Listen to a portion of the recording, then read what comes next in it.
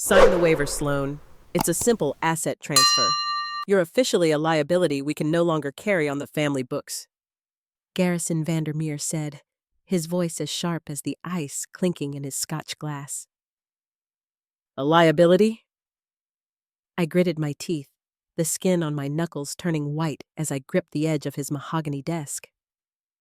You're handing Serafina a check for $8,500 for a single weekend in Aspen, and you're calling my final semester of law school a bad investment? Serafina is an appreciative asset. She builds our brand. She's the face of the Vandermeer legacy. He sneered, sliding a velvet box toward my sister, who was busy filming a TikTok in the corner of the office, pouting at her ring light instead of looking at me. You're just the overhead we're cutting to maximize profit. Now sign the papers and vacate the premises by midnight. Your room has already been converted into a home gym for your sister. I didn't cry. Crying is a luxury for those who still expect mercy. And I had spent 24 years learning that mercy doesn't exist in a ledger. I picked up the pen, but I wasn't signing my exit. I was signing his death warrant. The rain in Manhattan felt like needles against my skin. A cold, relentless assault that mirrored the fire burning in my chest. As I dragged my single suitcase 5 miles from the Upper East Side penthouse toward the nearest subway station, every muscle in my body screamed with a focused, icy fury. Behind me lay the Vandermeer Empire, a tower built on vanity, offshore accounts, and the bones of anyone Garrison deemed unprofitable. My father lived by a single brutal creed: profit over people. To him, Serafina was blue-chip stock, shiny, marketable, and shallow enough to never question where the money came from. I was dead capital. I was the daughter who stayed up until 3 a.m.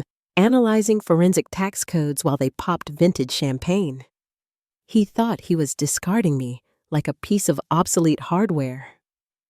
He thought he had successfully drained my late grandmother's trust, over $620,000 intended for my future, to fund Serafina's failing influencer lifestyle. He saw a girl with a suitcase and no place to go. What he forgot was that I had been the ghost in his machine for 3 years.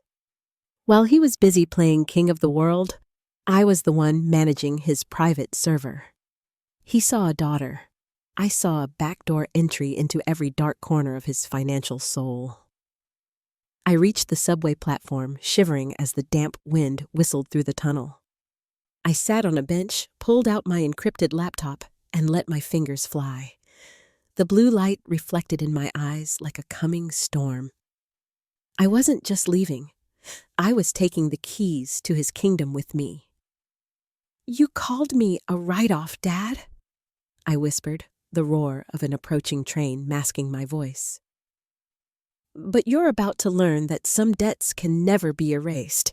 They just accrue interest, and I am the most expensive debt you've ever ignored. I bypassed the security protocols of Vandermeer Global with a few keystrokes. Garrison was brilliant at manipulation, but he was lazy with his digital hygiene, using the name of his $20 million yacht for his most sensitive passwords. Access granted. The data began to stream. Shell companies in the Caymans. Hidden incentives paid to city officials. A digital map of his greed. Suddenly, a shadow fell over my screen. A man in a tailored charcoal suit stood nearby, looking entirely out of place in the grime of the subway. It was Dominic Sterling, my father's most hated rival, the man who had been trying to dismantle the Vandermeer monopoly for a decade. He looked at my suitcase, then at the complex financial encryption running on my screen. A slow, dangerous smile spread across his face. I heard there was a massive sell-off at the Vandermeer estate tonight, Dominic said, his voice a low, gravelly rumble. Not a sell-off, Mr. Sterling, I replied, my gaze locking onto his with a lethal intensity. A hostile takeover, and I have all the leverage you'll ever need to burn his world to the ground. He leaned against the handrail, studying me like a predator who had just found a new ally. I like your style, Sloane. How would you like a job where your only task is to make your father wish he'd never heard your name? I'll do it for free, I said, my voice dripping with venom. As long as I get to be the one who pulls the plug on his life support. Sit down, Sloane. You look like you're ready to commit a felony, or at the very least, a very expensive corporate raid, Dominic Sterling said, gesturing toward a velvet armchair that cost more than my father's first car. I didn't sit. I stood by the floor-to-ceiling windows of his Manhattan office, watching the city lights flicker like dying embers. It was 2 a.m., and the adrenaline was the only thing keeping the exhaustion at bay. My father didn't just kick me out, Dominic. He tried to erase me. He took my grandmother's trust, $620,000, and handed it to Serafina like it was pocket change. He thinks I'm a write-off. I want to prove him right. I want to write him off the face of the New York Stock Exchange. Dominic leaned back, his eyes tracking the digital rain of data still scrolling across my laptop screen. He was the only man my father feared, a shark who swam in deeper, colder waters. Garrison Vandermeer is a predator, but he's a predator with a very predictable appetite. He's currently trying to close the Apex merger. If that deal goes through, he'll be untouchable. If it fails, his creditors will descend on him like vultures. It's going to fail, I said, turning to face him. I felt a surge of cold triumph. Because the Apex merger relies on the liquidity of his offshore holdings. Holdings that I've just encrypted and moved to a blind trust. Dominic's eyebrows shot up. You hijacked his Cayman accounts. That's not just an audit, Sloane. That's a declaration of war. He started the war when he called me dead capital, I replied, my voice trembling with a mixture of rage and power. I spent years being the invisible hand that kept his books clean. I know every skeleton, every ghost employee, and every kickback he's ever paid. I'm not just a forensic analyst anymore. I'm his reckoning. The next morning, I arrived at Sterling & Associates at 7 a.m. I wore a charcoal suit I'd bought for a mock trial, my hair pulled back into a ponytail so tight it felt like a helmet. I didn't have a desk yet, but I didn't care. I needed a terminal and a direct line to the SEC. Around noon, my phone buzzed. It was a text from Serafina. OMG, Sloane, Dad is losing it. The bank said there's a discrepancy in the trust. I can't buy the Aspen tickets. You're so selfish. I hope you're happy in the gutter. I stared at the screen, a bitter laugh escaping my throat. Selfish. The girl who had been handed everything was calling me selfish because I took back what was legally mine. I didn't reply. Instead, I sent a single file to Dominic's secure printer. It was a spreadsheet detailing a series of payments made from Vandermeer Global to a shell company called Omega Holdings. Dominic walked out of his office a moment later, holding the paper. What is this, Sloane? That, I said, standing up, is the reason my father's empire is a house of cards. Omega Holdings doesn't exist. It's a ghost company he uses to funnel kickbacks to city officials for zoning permits. And the best part? He listed the source of those funds as consulting revenue in the trust account he tried to make me sign over last night. Dominic's eyes widened. He's using your inheritance to launder bribe money? Exactly. If I had signed that waiver, I would have been his accomplice.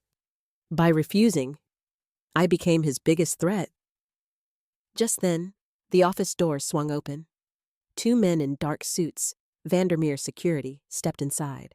Behind them was Garrison, his face a shade of purple I had never seen. Where is she? He roared. He spotted me and marched across the floor, his finger pointed like a weapon.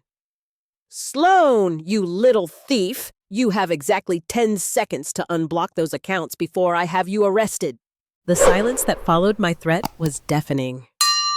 Garrison stood frozen in the middle of the high-tech lobby, his expensive Italian shoes looking ridiculous against the sleek, modern floors of Sterling and Associates. For a moment, I saw it, a flash of genuine fear in his eyes. It was the look of a man who had realized that the dead capital he'd discarded was actually a ticking time bomb. "Get out, Garrison," Dominic said, stepping forward. His voice wasn't loud, but it carried the weight of a billionaire who had never lost a fight. "You're trespassing, and unless you want the NYPD to hear about your Omega problem before the SEC does, I suggest you leave my analyst alone." Garrison sneered, trying to regain his composure. He straightened his silk tie and looked at me one last time. "You've made your choice, Sloan. But remember, I built you. I can unmake you just as easily. You're playing a game you don't understand."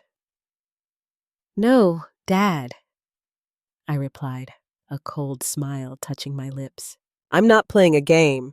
I'm performing an audit, and you're coming up short." He turned on his heel and stormed out, his security detail scurrying after him. The office erupted into whispers the second the elevator doors closed. I felt a wave of dizziness hit me. The adrenaline was fading, replaced by the sheer magnitude of what I was doing. For the next 3 weeks, I didn't leave Dominic's office before midnight. My life became a blur of spreadsheets, offshore routing numbers, and encrypted communications. I wasn't just looking for the $620,000 he stole from my trust. I was looking for the $150 million he had hidden from the IRS over the last decade. I was living on black coffee and spite. Every time my eyes burned from the blue light of the monitor, I thought about Serafina posing in front of her new Porsche, the one bought with my tuition money. I thought about the way my father had crumpled my financial aid forms and tossed them into the trash like they were junk mail. One evening, Dominic walked into the war room I had established. He dropped a thick manila envelope on my desk. "The Apex merger is scheduled to close in 48 hours, Sloan. Garrison just took out a massive bridge loan to cover the liquidity gap you created. He's betting everything on this deal." I opened the envelope. It contained the final signatures for the merger. "He's desperate. He's using his remaining domestic assets as collateral. If the merger fails now, he loses everything. Not just the company, the house, the cars, the penthouse, everything." "Can you do it?" Dominic asked, his gaze piercing. "Can you find the final link to the Omega kickbacks before the ink dries on this deal?" "I don't need to find it," I said, pulling up a hidden directory on my laptop. "I already have it. I was waiting for him to sign that bridge loan. I needed him to put his own neck in the noose." I showed him a digital trail of consulting fees paid to a construction firm in Brooklyn. The firm was owned by a man who had served time for racketeering. A man who happened to be Garrison's college roommate. The payments matched the dates of the zoning approvals for the Vandermeer Plaza project perfectly. "This is the smoking gun," Dominic whispered. "It's more than that," I said. "It's a confession." He signed the authorization for these payments using the same digital key he used to liquidate my trust. Legally, it links the embezzlement of my funds directly to the bribery of city officials. My phone rang. It was my mother, her voice trembling and high-pitched. "Sloan, you have to stop this. Your father he's in a state. He says you're trying to ruin us. Don't you care about your sister?" "Serafina is crying. She might lose her brand deals if this scandal breaks." "Did you care when I was walking 5 miles in the rain because I couldn't afford a bus pass, Mom?" I asked, my voice devoid of emotion. "We were teaching you resilience," she cried. "It was tough love." "Well, consider this the final exam," I said.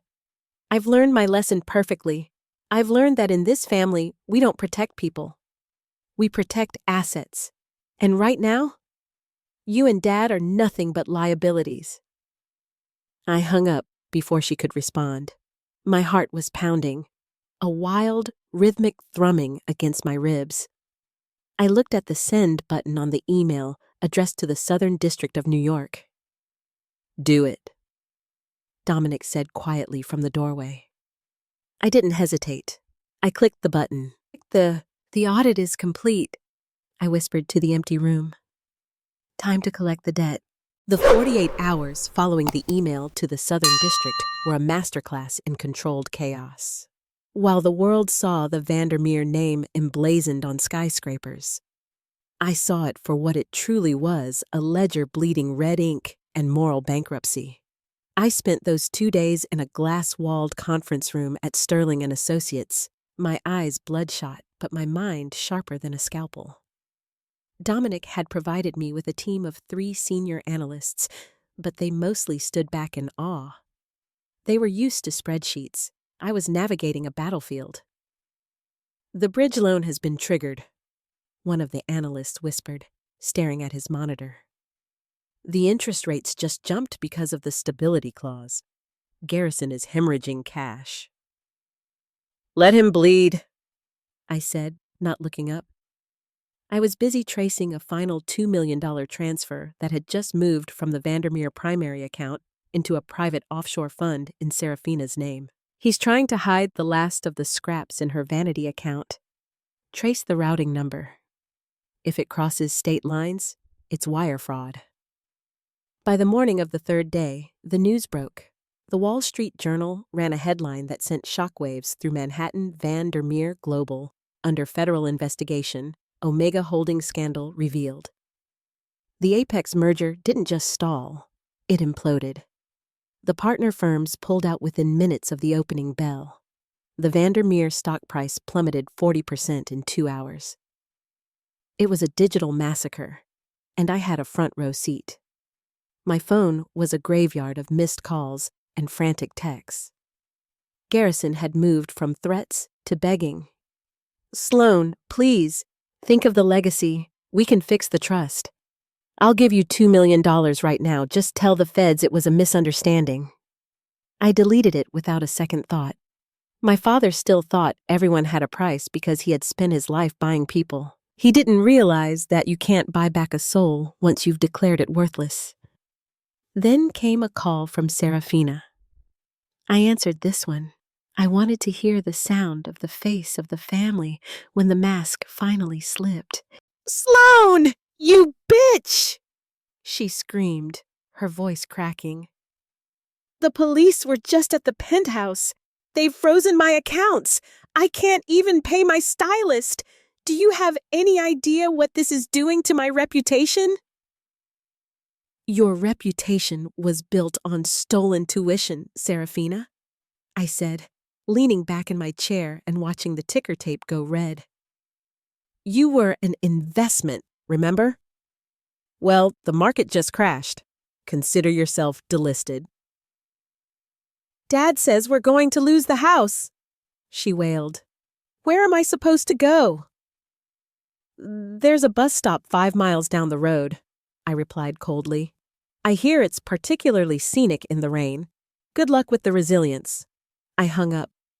There was no joy in it, only a profound sense of equilibrium. The scales were finally balancing. That evening, Dominic walked in with a bottle of vintage Cristal. He poured a glass and set it in front of me. The SEC just issued a subpoena for your father's personal records, and the bank has officially started the foreclosure process on the Hamptons estate. And the UTMA account? I asked, my voice steady. The $620,000? Dominic smiled, a genuine, rare expression. Since you never signed that waiver and because you've turned 24, the custodianship expired. The moment your father tried to move that money into the Omega Fund, he triggered a fraud alert I'd set up weeks ago. The money is currently sitting in an escrow account waiting for your signature. It's yours, Sloan. Every cent, plus interest. I looked at the glass of champagne but didn't drink. It was never just about the money, Dominic. I know, he said. It was about the audit. And I'd say you've passed with flying colors. But there's one more thing. Tomorrow is your graduation ceremony at Columbia Law. I didn't think I'd make it, I whispered. I haven't checked my student portal in weeks. You might want to, he said, sliding a tablet toward me. The dean called. It seems your final thesis on corporate veil piercing was so impressive, they've invited a special guest to present your diploma. I looked at the screen. My name was at the top of the list. Valedictorian. One last performance, I murmured, a predatory glint returning to my eyes. I think it's time for the dead capital to give a speech. The air in the Columbia University courtyard was thick with the scent of lilies and expensive perfume, the smell of a world I had been evicted from, now forced to welcome me back as its master. I stood backstage, the heavy silk of my graduation gown feeling like a suit of armor. In my pocket, a single flash drive held the final nail for my father's coffin. Ready, Sloan? Dominic Sterling appeared beside me, looking sharp in a bespoke suit. He wasn't just here as my mentor. He was here as a witness to the final audit. I've been ready since the day he threw my life in the trash, I replied. As the dean took the podium, the crowd fell silent. I scanned the front row. There they were. Garrison looked like a ghost of himself, his skin sallow and his eyes darting nervously toward the federal agents standing discreetly by the stone pillars. Serafina sat beside him, stripped of her designer labels, wearing a simple dress and a look of pure, unadulterated terror. They weren't here for pride. They were here in a desperate, last-ditch effort to beg for my silence before the handcuffs clicked shut. And now, the dean's voice boomed, please welcome our valedictorian, who has achieved the highest honors in the history of our law and finance program, Sloan Vandermeer. I walked to the lectern. The applause was a roar, but I only had eyes for my father. I waited for the silence to stretch, for the tension to become unbearable. My father once told me that I was dead capital, I began, my voice amplified and steady, slicing through the humid air. He told me that in the ledger of life, I was a liability, a cost to be minimized, a write-off to be discarded. He believed that value was only found in what could be sold, marketed, or laundered. I saw Garrison flinch at the word laundered. For years, I believed him. I stayed in the shadows, counting his beans while he stole the harvest. But here is the thing about dead capital. It doesn't just disappear. It accrues. It watches. And when the auditor finally arrives, the debt is always higher than the debtor can afford to pay. I looked directly at him, my eyes burning with 24 years of stored-up resentment. Today, I am settling all accounts. The Vandermeer legacy isn't a brand. It's a bankruptcy. Moral, ethical, and now financial. To those who were told they were overhead, I say this. You are the ones who know where the foundation is cracked. You are the ones with the power to pull the plug. I leaned into the microphone, my voice a lethal whisper. The audit is closed. The liquidation is complete. The moment I stepped off the stage, the world moved in fast forward. The federal agents moved in before I even reached the bottom step. Garrison Vandermeer, you're under arrest for wire fraud, embezzlement, and racketeering, the lead agent said, his voice echoing under the stone arches. Sloan, stop this! Garrison lunged toward me, but the agents held him back. I'm your father. Everything I did for this family. No, I said, stopping inches from his face. I reached out and adjusted his crooked tie one last time. You did it for the ledger, and according to my math, you're bankrupt. I've already signed the reclamation papers for the $620,000 you stole. And as for the penthouse, I bought the debt from the bank this morning through a subsidiary. You have 2 hours to clear out your things. I hear the bus to the city runs every 30 minutes. Serafina began to sob, a loud, ugly sound that drew the gazes of the entire graduating class. Where are we supposed to go, Sloan? We have nothing. You have resilience, remember? I tossed a bus pass onto the ground at her feet. It's a favor, really. Think of it as an investment in your character. An hour later, I stood on the sidewalk, watching the black SUV carry my father away to a holding cell. The sun was finally breaking through the clouds, reflecting off the glass towers of Manhattan. Dominic walked up beside me, handing me a slim leather folder. The keys to your new office at Sterling & Associates. Senior partner, Forensic Division. You start Monday. I took the keys, feeling the weight of them in my hand. For the first time in my life, I wasn't a line item in someone else's book. I was the one holding the pen. Never let anyone define your worth. Money comes and goes, but your hustle is yours forever. Don't argue with people who doubt you. Just win big. Success is the loudest comeback. You're priceless. Thanks for watching. If you liked this, hit like, comment below, and subscribe for more savage stories.